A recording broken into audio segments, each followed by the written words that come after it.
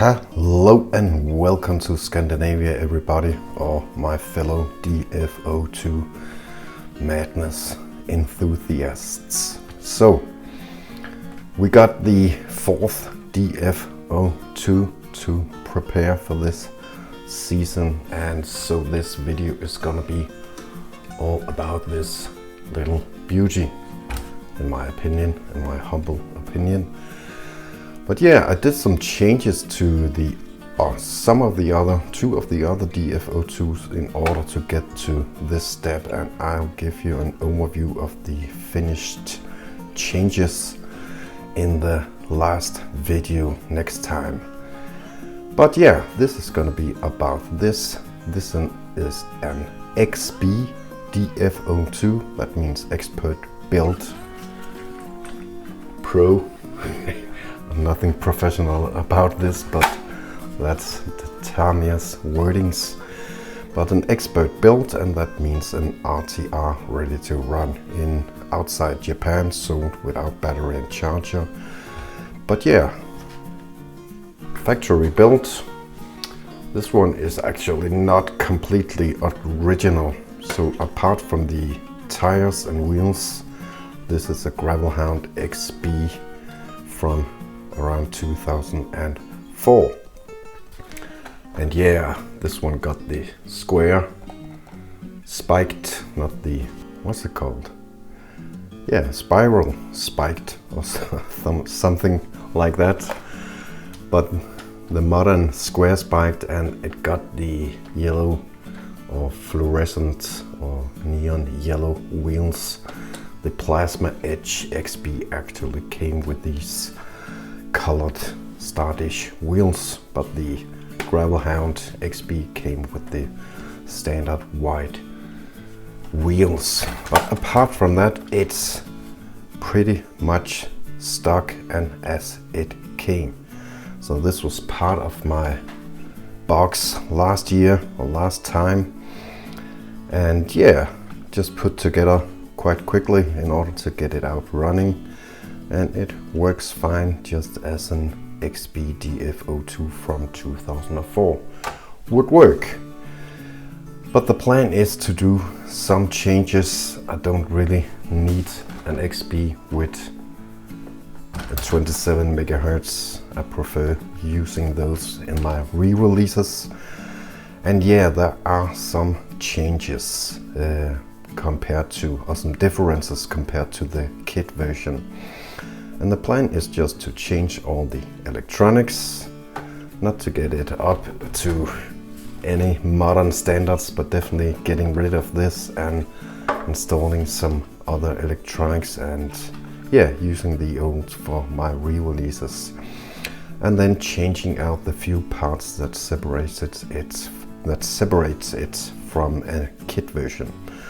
So the plan is to change it to a kit version. So the XB version comes with some excellent CVA shocks, doesn't it?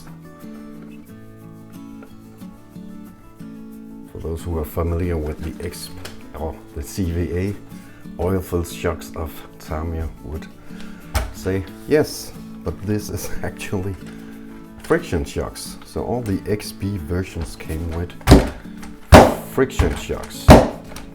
Quite useless friction shocks, especially bottoming out at the front here.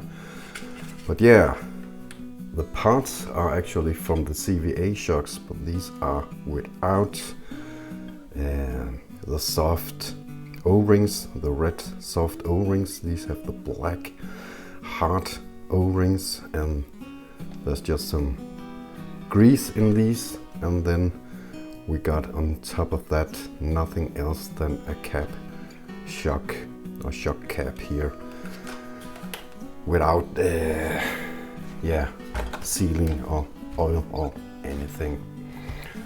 So we'll definitely change those out, and I pulled off the shocks from my kit version. So these are the original kit version oil-filled shocks. and trust me, they feel a lot different than those. These are definitely not perfect for setup for anything. These are hard springs with some soft oil, but yeah, they work fine. Not the best, but they work fine. They work at least 1000 miles better than these friction shocks or CVA shocks without oil in them. So we'll be changing out the shocks for some oil fields. The other difference, I'll just grab them here, is the turnbuckles for the steering linkage. I think I'll just remove the body. We need to talk about the electronics anyway. So we got the kit, or the XB expert build ready to run versions here, non-adjustable, and then we got the kit versions that are genuine turnbuckles. So we'll be changing those out too. And yeah, for the electronics, we got a TEU1 BK ESC, one of the first standard Tamiya ESCs from the 2000s, and a TRU01, again one of the first, and then we got a TSU01 servo. So this is the receiver and the servo down under here, and we got the usual Tamiya silver can here. And yeah, let's change those out too, and these can fit into some of my re-release buggies. But other than that, I think this is gonna be completely stock, so a stock kit version instead of a stock XB version. Let me just grab some electronics here. So I took out the LRP system that I had in my shiny bling bling DF02. I actually installed the electronics that I used at the time when I was building that one several years ago. So this is a really good 19-turn motor. I think it's a 2800 RPM, and I found a new servo for that. Yeah, and this is a motor, yeah, 28,300 RPM motor, and a giant 13-turn plus ESC from LRP. So that went straight into the other DF02, and I pulled this one out because this is simply too, yeah, non-efficient for that heavy bling bling blue boogie. But I'm gonna see how it runs with this and compare it to the stock silver can, and then when I'm done with that, I will change it to this one, a bit more conservative 21,500 RPM motor, and this will run fine with a stock kit version here. If I do not find any more breakage or bent parts or anything, I will only replace the front shock tower with a stock one, just as fragile as this one, but this one got a slight bend here, so we'll change that out so it feels brand new. And have a look at the diffs too. Now I'm probably not gonna show you it all here. I'm probably gonna film some of it for a video for my second channel. But yeah, I'll just get to work and I'll show you the finished result here. Yeah, we need to remove the XB stickers here. There are several of them. Yeah, I'll get to work and I will be right back with a kit version.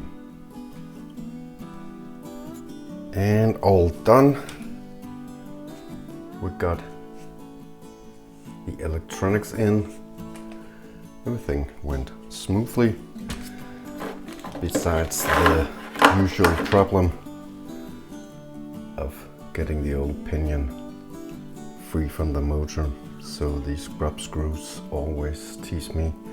And somehow, I don't know if Tamiya did it or the former owner did it, but there's definitely some glue or Loctite or something here.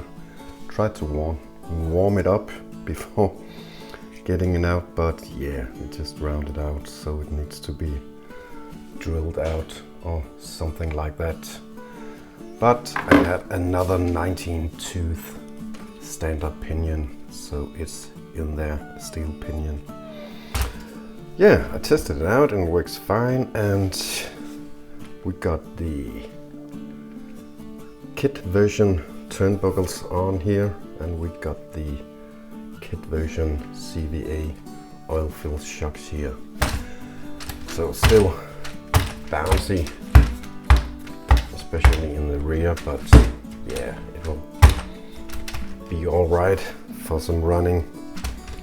We could adjust it or maybe find some springs at a later point, but yeah, again, a lot better than the CVA shocks without oil or seals or anything in them, looking like friction shocks. And this definitely feels like oil-filled shocks. Not the best CVA setup that I've seen, but well, the TT02B doesn't really have the best setup CVA shocks. These can actually be very good if they're set up correctly. Yeah, not as durable as aluminium, but maybe I'd rather break a shock than break the chassis. So let's just put a battery in it and watch it spin. Got it hooked up to my favorite radio, the Sanma XV. That works fine with the LRP C3 RX receivers made by Sanma, these ones. Yeah, got it hooked up to a flat battery. I always keep these NIM batteries for testing it out in the hobby room here, because then I don't have to worry about storage charging or anything. But just to see it works. Standard servo.